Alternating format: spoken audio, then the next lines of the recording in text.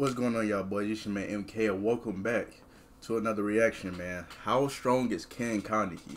Now, if you guys don't know who Kaneki is, sit back. Let me go ahead and give a brief. Let me go ahead and give a little brief synopsis. Kaneki is from the anime Tokyo Ghoul, my #1 favorite anime all time. We do not talk about season 3. Season 3 of Tokyo Ghoul, in my head, doesn't even exist. It doesn't exist. I'm sorry. I don't know what the fuck that shit was. Nigga, I didn't even finish season 3. And I'm not mad at it at all. I stopped on like episode 6. I didn't know what the fuck was going on. But Tokyo Ghoul, favorite anime. You know what I'm saying? I think that's why we're all black. I'm not gonna cap. That nigga Kaneki, that nigga clean. But look though, I ain't gonna hold y'all boys no longer. Just make sure you like, comment, and subscribe. Let's just go ahead and get straight to the video, man. Kaneki. Monsters are born every day, but Facts. some are created. In a world infested with creatures that feed on Some human monsters flesh, are created, the man. balance has to be broken. Humanity and ghouls are two sides of the same coin, but there's one ghoul who's the coin itself, being forced to be the one who stands atop all of them, making pain his friend, because the best part about pain is that it proves you're not dead. Kaneki was once a regular kid who found peace in the quiet halls of Kami University. Buried in his studies of Japanese literature, he was ordinary, too ordinary to understand the darkness that lurked beneath the surface of Tokyo. But fate seemed to have other plans for him. One day his world was turned upside down by a creature, a demon in disguise. Rise Kamishiro was a ghoul, a creature born from darkness, feeding on humans to survive, tricking Kaneki into thinking that she actually cares about him. She planned on tearing Kaneki apart and devouring him. Man, when it's crazy, doesn't just sound like real life, man. It's crazy, bro. Got tricked thinking the bitch liked you. Now look at you. Dead, emotionless. Man, what you gotta do, but you gotta do what you gotta do. You'll find the right one, like my boy Kaneki did, man. You'll find the right one. But let's just go ahead and get right into it. But an accident occurs, Nigga, and Kaneki wakes up, getting an organ transplant from Rise, an organ that grants ghouls their strength. In an instant, Kaneki was no longer the boy who dreamed of a quiet life. He transformed into something else entirely. A one-eyed ghoul, a hybrid torn between two worlds, with a thirst for human flesh gnawing at his soul. Seeking refuge at Inteku, a small coffee shop run by ghouls who had learned to live discreetly among humans, and it was there that Kaneki was introduced to the fragile balance of life as a ghoul. He learned how to live, not just survive. The cafe's owner taught him how to control his new abilities and live under the radar. But there was no escaping this new reality. His Kagane, a deadly appendage ghouls use in combat, became his primary weapon and symbol of his new identity. Kaneki's Kagane was a Rinkaku, capable of regenerating and shifting, a deadly force that could tear through steel and concrete with ease. Yet with each use, he couldn't escape the toll it took on his humanity. The hunger for human flesh, once a quiet whisper in the back of his mind, was now the scream of a demon waiting to get out. Despite his struggle, Kaneki tried to maintain his humanity. He still longed for a life untouched by bloodshed, but the world wouldn't let him have it. Ghoul investigators of the CCG hunted down his kind relentlessly in their pursuit, and Kaneki found himself caught in the crossfire. The more he resisted, the more he was dragged into the violent world of ghouls and the people determined to eradicate them. The tragic irony was that Kaneki was a boy who had once been too timid to— Quick question. I might gotta do a video on this or something like that. But what anime world would you want to live in, bro? Like if you had the choice to pick out of every anime world, every anime show, or a manga, fuck it, throw mangas in there, which one would you pick? Now, I could tell you off rip the worst ones, because when it comes to the best ones to live, they're all so good in their own ways. But we can all come to agree which ones you wouldn't want to live in, or at least I wouldn't want to live in. Like top three right off the bat. Attack on Titan number one. On God, that shit number one.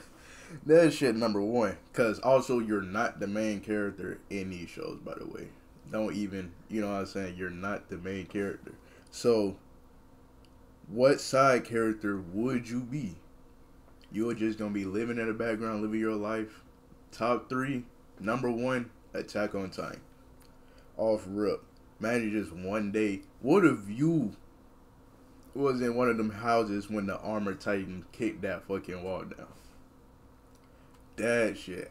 Man, you just eating cereal. You just eating food. You know what I'm saying? You're like, oh shit. Just a fat ass boulder. You just look up, see a boulder just coming at your ass from the sky. 1 second later, dead. I'd be pissed if I die like that. I'm not gonna lie. Number two would have to be either Demon Slayer or what's that anime called? Damn. It's something in Paradise. Something like that. I can't remember the name right now, but basically you'll probably know when I explain it.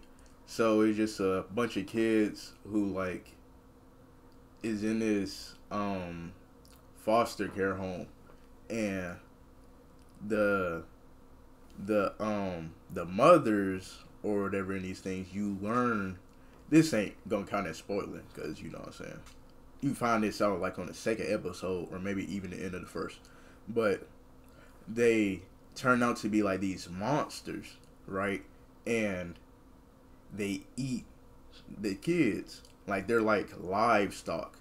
You know what I'm saying? Like the world has been taken over by these monsters, and they raise these kids and eat them like how we do cows and things like that.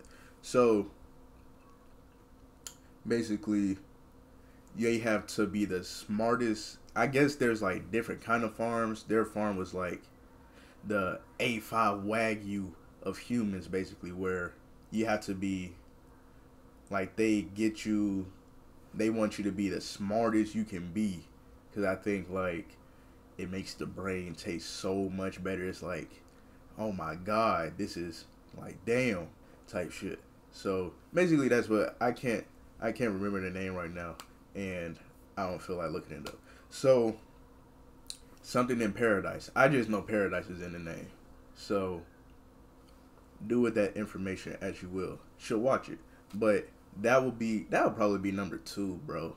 Cause imagine you think you're getting adopted, and they'll trick them, think they're getting adopted too, but you're just getting ate. So imagine you just living your life, then you think you get adopted. You're like, finally, oh my god. Then soon as they bring you in that fucking, soon you're going in that truck dead, like you're dying, like goddamn. And number three, probably Demon Slayer. I'll probably put number three Demon Slayer. There's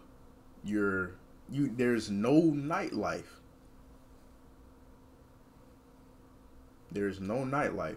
A lot of us probably don't even care about that, but just the average human, they like the nightlife. So take that away, you're scared of the night. You don't want to you got to do everything in the daytime. You gonna be scared to take the trash at night. You can't race your cars and motorcycles at night.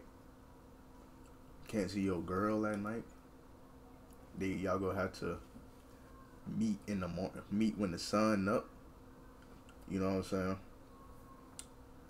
Can't goddamn swim at night. Like, you can't do nothing at night, bro. Like, the night is cut off until they kill that nigga. The night is cut off. But I mean, but you still had. See, it's really because at least for me, I don't. You know what I'm saying? I don't give a fuck about the nightlife at my point in time. So I wouldn't mind doing everything in the day. I don't do anything at night anyways. So other than work. So fucking. I don't give a fuck. Demon Slayer will probably be the best world for me. You see what I'm saying? Make everybody daytime people. Get your ass in the house. But bitch. But yeah, Attack on Titan. Something in Paradise, and I'll probably put Tokyo Ghoul in there. I'd probably put Tokyo Ghoul in that bitch. Worst to Live. You're not the main character. You're not about to be half human, half ghoul. I'm sorry. But I've been yapping. Let's get into the video. To stand up for himself, and now is forced to fight for survival in a world that saw him little more than a monster. Kaneki's descent into darkness truly began when he was captured by a ghoul known as Jason and subject to horrific torture. For days, Kaneki was broken mentally, physically, and emotionally, pushed to the very edge of his sanity. But it was in this hell pit that Kaneki's true strength began to awaken. His mind fractured under the pain, but in that brokenness, he embraced what he was. What are you going to do, Kaneki? Are you really gonna let him kill all your friends? I won't let that happen. Really? So what are you gonna do my about nigga it? went 0 to 100 real quick. You'll get no mercy. But what if your decision is the wrong one in 119. the end? That won't happen because I'm not wrong. Then what's wrong? What's wrong is this messed up world. Kaneki wasn't a human anymore. So what are you? I am a ghoul. Man, The that's tortures had just so shattered hard. Kaneki's psyche, but they also released the primal violent instincts that had always been buried within him, making pain his best friend. He tore Jason apart, destroying Jason's Kakuja with his bare hands. His Kagane leashed out like the talons of a demon, a testament to the beast that had awakened inside him. Kaneki embraced his new reality and became a living nightmare to those who dared to challenge him. The toll of his transformation was not just physical but psychological. With each battle, Kaneki lost more and more of the man he'd once been. His mind, once uncorrupted, began to slip. His ability to predict and mimic his opponent's movements, once his greatest strength, became a double-edged sword. He could no longer always control what he was becoming, and the pressure of being half man, half monster ate at him. The Kaneki who stepped out after that battle was different, deadlier. His Kagane became a force capable of destroying city-level enemies in a single strike when he incapacitated Shinohara, a CCG investigator, in the formidable Arata armor. With this being a feat that even the non-killing owl had failed to accomplish, the boy who once struggled against lesser ghouls is now feared among both humans and monsters alike. When he came into conflict with Eto, the leader of the Aogiri tree, a violent ghoul organization, Kaneki, in his pursuit to understand the truth of his new life in the world of ghouls, he was forced to fight Eto in battle that revealed the depths of his transformation. He tore through her Kakuja with his bare hands, signaling the full emergence of his power. The war between humans and ghouls reached its apex when Kaneki became the One-Eyed King, a leader of the ghouls who sought to unite them under a single banner and fight back against the CCG's oppression. He no longer was just a survivor, he was a...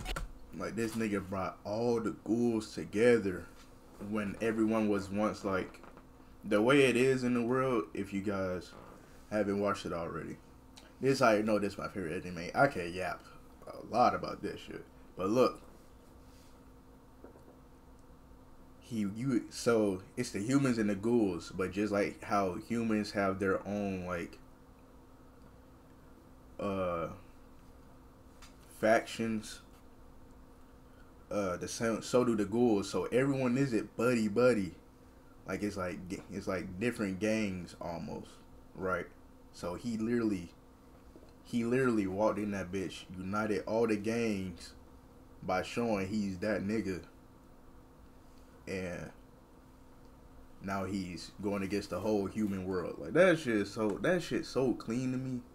Like, damn. Like goddamn Martin Luther King.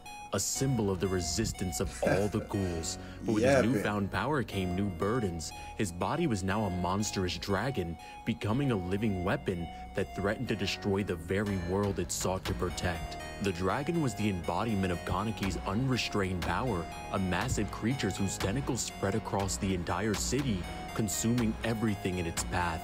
As Kaneki's inner demon raged, he found himself caught in a battle not just for his life, but for his sanity. But despite the terrifying beast within him, Kaneki's humanity still lingered. His internal conflict has always been his greatest enemy. His memories now became a source of pain. He no longer remembered what it meant to be human. Even as a ghoul investigator, Kaneki could not escape his true nature. In his final confrontation, Kaneki faced the truth. There was no easy path for him. No simple resolution. He had become a demon in the world's eyes. His body and mind and his very existence were a battle between man and monster, and in the end, there would be no victory without sacrifice. Overall, Kaneki would scale to town level with supersonic speed. And shout out to Chian who dropped 50 to sponsor this video. In the end, Kaneki has come a long way from being a boy who was attacked by a ghoul, and now stands. Now I already know my nigga Kaneki wasn't goddamn strong as shit, fire as shit compared to the other goddamn anime characters and shit. Like this nigga is town level. Nigga, I think King Von was town level, goddamn city level. But yeah, man, but definitely give, if you don't give that a watch, Tokyo Ghoul. I'm telling you, that was my first anime coming into this shit, and it's still my favorite. Still my favorite, which is crazy. I haven't watched it in so many years. But if you guys like that video, just make sure you like, comment, and subscribe.